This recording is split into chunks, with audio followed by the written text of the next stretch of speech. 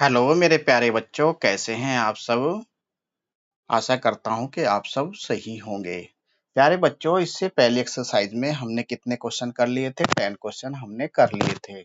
और इस एक्सरसाइज में हम करेंगे बाकी के 10 क्वेश्चन। जो भी रियल नंबर पर बेस्ड एमसीक्यू बनने वाले थे वो यहाँ पे हम डिस्कस करने वाले हैं। ठीक है, तो सारे एमसीक्यू को आप 1 बाय 1 गौर से देखेंगे। हमने 10 तक कर लिए थे, अब चलते हैं क्वेश्चन नंबर 11 की तरफ। तो क्वेश्चन नंबर 11 क्या कह रहा है प्यारे बच्चों? The product of HCF and LCM of smallest prime number and smallest composite number. तो स्मॉलेस्ट कंपोजिट नंबर क्या होता है? स्मॉलेस्ट कंपोजिट नंबर याद रखेंगे आप, 4 होता है। ठीक है, और स्मॉलेस्ट जो स्मॉलेस्ट प्राइम नंबर क्या होता है, वो कितना होता है? स्मॉलेस्ट प्राइम नंबर होता है, सॉरी, 2। स्मॉलेस्ट प्राइम नंबर पहले लिखेंगे, ये कितना होता है? 2 smallest prime. The product of HCF and LCM of smallest prime number. तो स्मॉलेस्ट प्राइम नंबर क्या होता है? 2 होता है। और स्मॉलेस्ट कंपोजिट नंबर कितना होता है? स्मॉलेस्ट कंपोजिट नंबर होता है बच्चों 4। ठीक है, याद रखेंगे ये चीजें, क्योंकि इस पे क्वेश्चन बनते हैं इस तरह के। ठीक है, तो इसको ध्यान देंगे, सबसे पहली बात तो ये है। ठीक है, फिर इनका हमें product of HCF and LCM निकालना है। कितना होगा? तो ये बच्चों कितना हो जाएगा? तो ये 2 इंटू 4 कितना हो जाएगा बच्चों? 8 हो जाएगा। तो इसका आंसर क्या हुआ? सी पार्ट हुआ। ठीक है, अच्छा, क्वेश्चन नंबर 12 आपके कोर्स में नहीं है। ठीक है, ये पहले आपके कोर्स में हुआ करता था, अब ये आपके कोर्स में नहीं है। अब चलते हैं क्वेश्चन नंबर 13 की तरफ। ठीक है प्यारे बच्चों, क्वेश्चन नंबर 13 को करने की कोशिश करते हैं। चलिए ठीक है,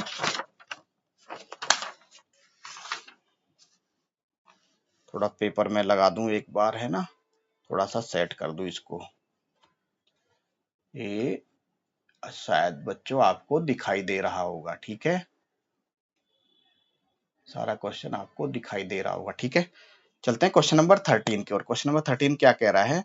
LCM of smallest 2 digit number and smallest composite number.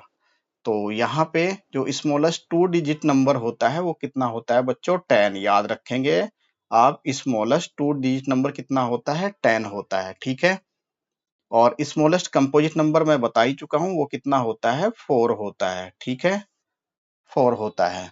तो इसका जो आप क्या करेंगे, इसके फैक्टर कर लेंगे और एलसीएम निकालेंगे। तो 10 के फैक्टर कितने हो जाएंगे? 10 के फैक्टर होंगे बच्चों 2 इंटू 5, और 4 के फैक्टर होंगे 2 इंटू 2। तो एलसीएम क्या हो जाएगा प्यारे बच्चों? एलसीएम हो जाएगा यहाँ से, एलसीएम 2 तो कॉमन है यहाँ पे, तो 2 एलसीएम में 2 टू द पावर 2 है ना, तो 2 to the power 2 maximum power लेते हैं, 2 टू द पावर 2 इंटू 5। तो 2 टू द पावर 2 कितना हो गया? 4 इंटू 5, तो कितना हो गया? 20। तो आंसर क्या हुआ इसका? 20 हो गया प्यारे बच्चों। ठीक है, इसका आंसर क्या हुआ? 20 हुआ। अब चलते हैं क्वेश्चन नंबर 14 की तरफ। क्वेश्चन नंबर 14 क्या कह रहा है प्यारे बच्चों? If n is any natural number, then which of the following number end with 0? आपको फाइंड आउट करना है।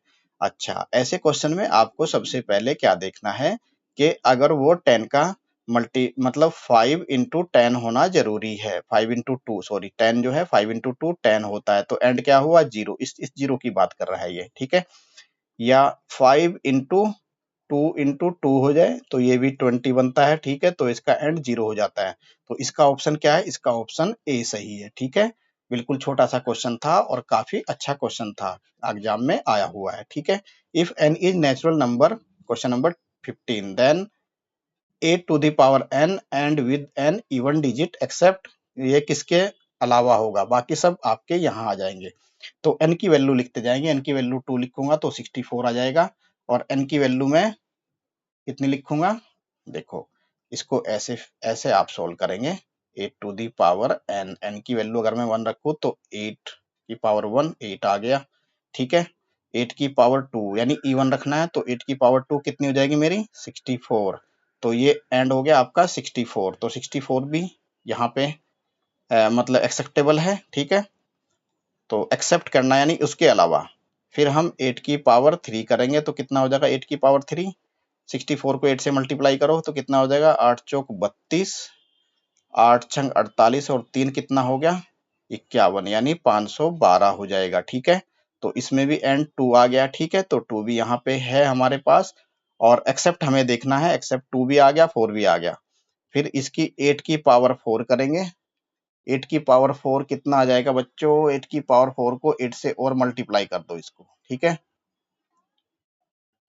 तो यहाँ से 8 की पावर 4 आएगा तुम्हारा 4096, तो ये भी हमारा मल्टीपल है। तो 0 को छोड़ के बाकी सब हमारे क्या हैं, वो इसके क्या होंगे, ये क्या होंगे, ये सब एंड होंगे। मतलब एंड में आपका 2 4 6 आ रहा है, 0 के अलावा बाकी सब आ रहे हैं, तो इसका आंसर क्या होगा, सी होगा। ठीक है, अब चलते हैं क्वेश्चन नंबर 16 की तरफ। क्वेश्चन नंबर 16 को बच्चों इधर सोल्व करने वाले हैं अपन, है ना।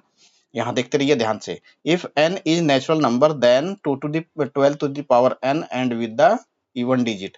तो ऐसे ही यहाँ पे करेंगे आप, 12 टू द पावर 2 करेंगे, कितना आ जाएगा 144।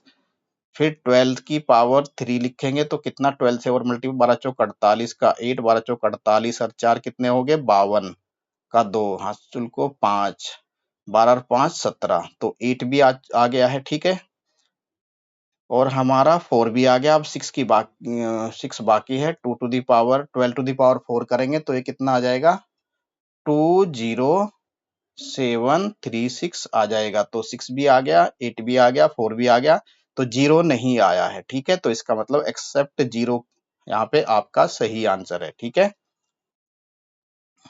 तो इस तरह से इन सब क्वेश्चन को आपको करना है बच्चों। ठीक है, अब करते हैं क्वेश्चन नंबर 17 की बात। क्वेश्चन नंबर 17 क्या कह रहा है, द नंबर मेरे पास क्या है, नंबर यहाँ पे गिवन है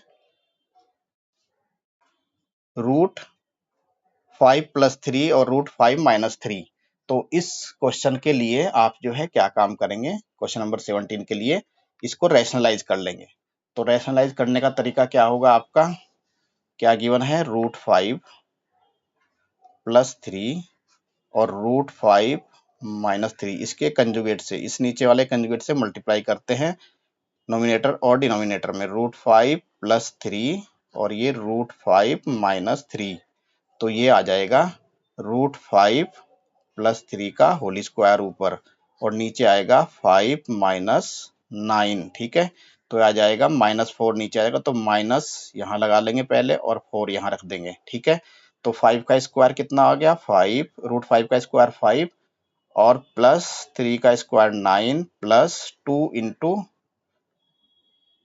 3√5। ठीक है, तो ये आ गया है हमारा माइनस, ये 5 और 9 14 +14 +6 √5/4। तो ये भी क्या है, ये रैशनल नंबर, देखो √5 है तो ये रैशनल नंबर की फॉर्म है, तो ये क्या है, सॉरी इरेशनल नंबर, ये इरेशनल नंबर की फॉर्म है, तो ये क्या होगा, ये हमारा होगा इरेशनल नंबर, इरेशनल नंबर।